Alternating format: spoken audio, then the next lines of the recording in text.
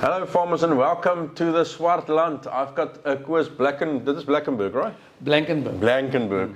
With me, he's the representative of the Swartland for Grain SA. He's a board member there, and we're going to talk about the current crisis within wheat. Farmers here are under immense pressure, and currently, as I say, the som pomp is just not somming as it's supposed to. It's really going tough. Of course, let's start with the emotional part of this conversation.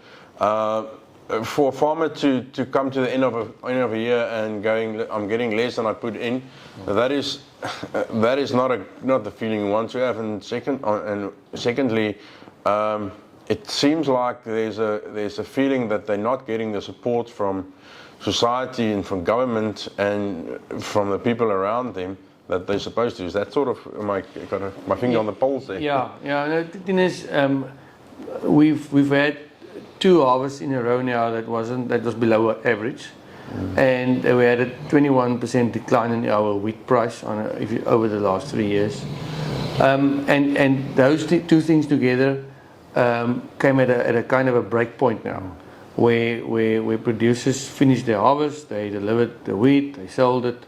And now they can't make ends meet.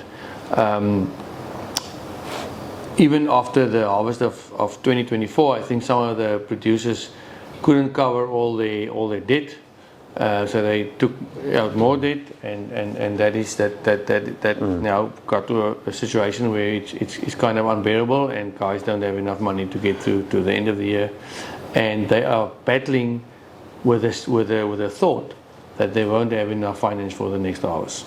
Yeah, it's tough to go back to the bank or to the co-op to borrow again, and there's no data showing that you're going to get out of the current mess that you're in. No. Excuse me, you asked about the support. The support, yeah. The fact is that I don't think everybody on the street is aware of the situation, aware of how battled the wheat farmer is, especially in my region, in the Swartland, and of course also in the Southern Cape. And while we're at it, if the guys along the Orange River irrigation system years that we talk with, they just want to ask us, please mention them as well, because they're also struggling, not happily with the price, and not and also definitely struggling. I think we need more support from the powers to be, from the people responsible for the situation that we've in, and for the circumstances that we have to make our price and that we're producing. I think you touched on a very important point there. I think that the guy on the street, the end user at the end of the day, is not aware of the pressure that his producer is under. Because they drive past here, they see the tractors on the field, they see the lovely farmhouses and the buckies, and it all seems good, but in the back of it, this is just all operational costs that they're looking at, and it's got nothing to do with what's going into the ground, and that's what's going into the bank account. Let's start with the current. One of the biggest issues regarding the wheat prices is importing of wheat from outside, putting immense pressure on the price, especially importing while you guys are harvesting. Just give us some background. What's the problem around that, and why this is happening? Okay, firstly we have to say that in South Africa we consume just between 3 and 3.5 million tons of wheat annually. Currently, South African producers are producing 1.8 million tons. Back in the 80s, we were self-sufficient, so we didn't import any wheat. But because of the economic factors of the wheat industry, farmers went out, especially in the Free State. There's a lot of farmers that don't do wheat anymore. So we have to import. We have to import between 40 and 50% of our consumption. But the fact is that a lot of the wheat that gets imported to our country comes from countries where there is subsidies. For instance, Germany. Germany has got a big subsidy to their farmers, and when that wheat enters our borders, then we have to compete with that price. But we get a tariff, but it's not near the amount of subsidies that some of the other countries are receiving. You also mentioned that bringing in wheat at certain times of the year while you guys are harvesting, that's just oversupply, and that would just, like anything in a market, if there's oversupply, it just crashes the market. So I'm guessing Grain SA feels that there should be better regulation around when they can import. Yes, definitely. Especially in the Cape. The Cape, we produce about 1 million tons, and we consume 700 tons. 700,000 tons, sorry. In the marketing year that runs from 1st October to 30th of September, that just finished in 2025, we imported 208,000 tons into the Cape Town harbour into an area where there's already a 300,000 surplus, and that is unacceptable to us. We realize that some wheat needs to be imported, but we don't want wheat to be imported, say, from September till January, because in that 4-5 month period, that's where we harvest. That's when all the facilities that's handling wheat is busy with our harvest, and we don't want any other wheat to be imported in that time. We feel that there's more than enough wheat available then. So why do millers import that time of the year? It can only be to manage price. And for us to eliminate that, we say that we want our borders or our harbours to be closed for wheat imports when we are busy harvesting. It's just fair. Yeah. As we said earlier, South Africa first, and that's something that we would like to see in this country. Yeah. When it comes to any production, if it even is outside of agriculture, it would be great to look after the people that work for you. That's the only way you're going to protect jobs in this country. Of course, going on to, you guys asked for an increase. Part of that problem in the price. Increase in the tariff. In the tariff. Yes. There's a lot of resistance from certain camps. What is the problem? What do they believe is the problem of increasing the tariff? So the tariff in South Africa is based on a price. That is when the world price goes below a certain level, which is $279 for hard red winter wheat. So when the price goes below that, then the tariff kicks in. So it's only a floor price for the producer. So whenever the price in the world is above that level, there's no tariff. So we only asked for a higher floor level, for a $10 increase into the tariff base kick-off price. But the millers and the bakers went to ITAC, and they said that they think they don't allow it. They won't allow that we get a higher price on the floor price. And one must say that the farmer only gets 18% of the money that's paid for a bread.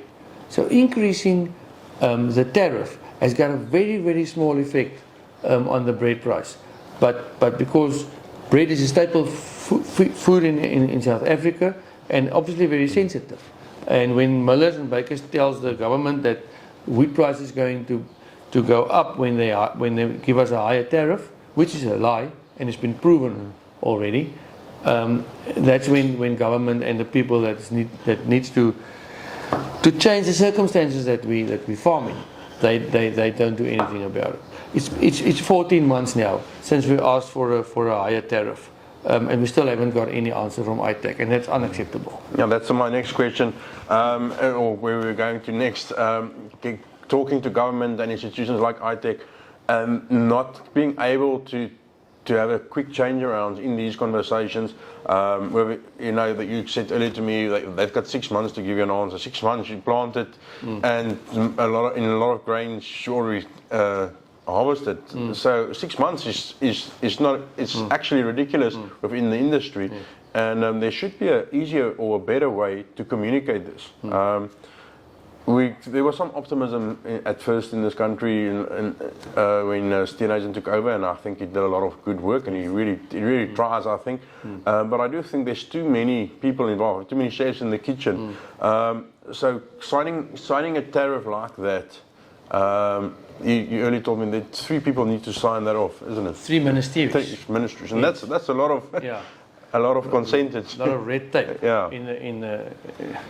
In the whole process. Now that is a problem. I think one of South Africa's problems over the years is that we live in a dynamic world. We live in a world now where a president like Donald Trump makes a lot of moves and a lot of shake-ups in the world, and one needs to react to these things. And we can't have a system where we take 6 months, supposed to make a decision in 6 months, and then go on to 14 months and nothing happens. And that's impossible. I mean, the world will go by, and you won't be part of it. So if we want to have an economy that is able to grow, if you want to have a wheat production industry that is successful, that creates more jobs, and that creates an economic spin-off for the rural areas in South Africa, then we need to be able to react quicker, and we need to be able to react to facts and not to misinformation. I think, and one has to say it, is that one wonders if the people that is trusted with things like Tariff in South Africa, if they've got the ability or the knowledge to do the things that they need to do. Yeah, you talk about knowledge, but it's also a passion. Making sure getting up early in the morning and working till late at night to make these sort of things happen is a passion for an industry, and understanding the importance of agriculture. I think this country forgot so quickly how agriculture pulled us through in COVID. And it wasn't long after that then everything went back to normal and agriculture had to suffer on again.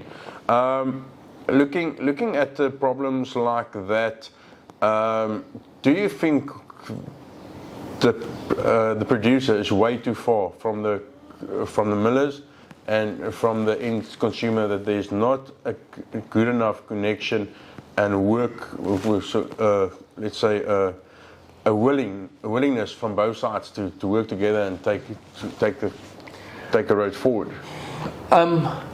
We've got good connections with it. You mentioned Minister of Agriculture, John Steenhuisen. We've got a very good relationship with him, and we believe that he's got a positive influence on the rest of government. We've got good understandings and good relationships within the wheat industry. We've got an organization that we call a wheat forum, where the whole industry sits together and we discuss all these problems. But I have to be frank about it, is that in the discussions that we've had since January within the wheat forum, and also with millers, is these guys are in it for themselves, and we just can't. I can't be open and say that we've got that the relationships that we've built over years is working, because now the producers in this country is definitely in trouble, and we can't see that the rest of the industry is pulling their act or helping us. I mean, when last have you, the last month we've had a lot of media coverage on these issues. Have you had any reply of anybody else except for the producers of Grain SA? No. Not even our friends in Agbus Grain has come out and supported farmers of it that I know of. I think do you think of the lack of the end consumer not knowing about this problem, not knowing that the guys that's putting the food on their table, because social pressure normally starts with your end consumer. When they are all weak, when they don't want to drink this milk or that milk, or they don't want this poison in their food, they are the one that puts pressure back into the chain, into the food chain. Do you think that is maybe where we should be going and say we need to get to the end consumer, to put pressure on government, to be in society, that we understand where our food is coming from, the people so that the guys in the middle between at the end of the day understand, because it's a mutualism. And if you suffer at the end of the day, they might not suffer now, but in 5 years they will. They will. We've made the calculation that what will happen if our production capacity goes even smaller, then we get more dependent on imports. And that might cost the producer a lot of money in a few years' time. But you are so right. It's about the perception with the person on the street out there. A friend of mine called me just after we finished the harvest and said, "Yes, you're full of money now," and then I just sent him a few facts. The next WhatsApp message that I got is that he feels for us and he appreciates us, and that confesses what you're saying is that, and maybe we are guilty. Maybe we are guilty as farmers and as Grain SA that we haven't been out there on the situation where we told the end consumers what the situation really is. But I mean we've got no choice now. Yeah. We have to change the perception out there that farmers in South Africa, and especially wheat farmers, is important for us for making a living in this country. And if we don't come out in support, then there's going to be trouble. But yes, we need to work harder on the perception out with the end user, definitely. Chris, thank you for talking to us. It's been lovely. Good luck, and I really do believe that this will turn around. We're just going to have to fight a little harder. Yeah, no, thank you very much. Thank you for listening. And the next time you drive by one of these farms in the Western Cape when you're having a holiday and you see the green tractors and the lovely fields and all the buckies, that's not just money, that's production cost. Understand this. It's really what we need to take this country forward. Starts with your producer.